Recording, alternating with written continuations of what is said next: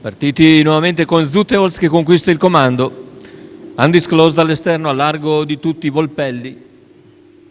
Lungo la corda serra sotto Alex Dorial, intanto in vantaggio Zuteolz sulla prima curva, insiste in terza corsia intanto Volpelli. 200 iniziali completati numero in 14 9, Urla e del 2. Vento, squalificato. Si mantiene in vantaggio Zuteolz. Volpelli però non perde tempo, si porta al suo esterno dopo 400 metri di gara, copre quasi completamente l'avversaria. Se ne vanno in 29 tra i primi 400, quindi andatura sostenuta, con Zuteolz che se la gioca al comando. In seconda posizione in corda Alex Dorial, insiste Volpelli all'esterno di Zuteolz, mentre al largo c'è anche Undisclosed che segue direttamente le mosse di Volpelli. 600 iniziali completati in 44,9.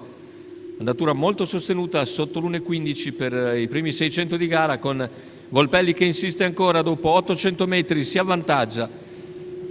Deve ancora sfilare al comando e cerca di farlo dopo il completamento del giro. Volpelli con la curva, Zuteolz rientra l'avversario e Volpelli ancora all'esterno, quindi dopo 950 metri di gara se ne va il chilometro con Zuteolz che lo può completare nell'ordine dell'1,14,1. Volpelli deve adeguarsi in schiena, in seconda posizione, avanza Undisclosed Intanto c'è la progressione di Oscar Benal che si porta mentre Volpelli cala, si porta all'esterno di Zuteolz, l'impegna sulla curva conclusiva.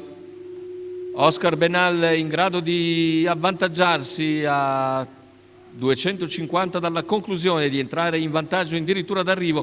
Zuteolz ha venduto caro la pelle, ma ha dovuto cedere a Oscar Benal che ora ha preso nettamente il sopravvento, mentre la lotta per il secondo posto vede emergere al centropista Alba Chiara.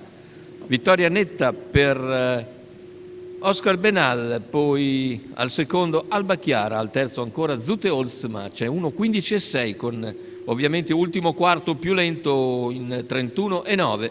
Fa bene i suoi calcoli Marco Stefani, insediolo ad Oscar Benal. Il training è quello di Davide Cangiano, la quota di 13,12 al totalizzatore, a 11 a quota fissa. La sorpresa dunque di Oscar Benal e Marco Stefani in questa terza corsa dall'Arcoveggio.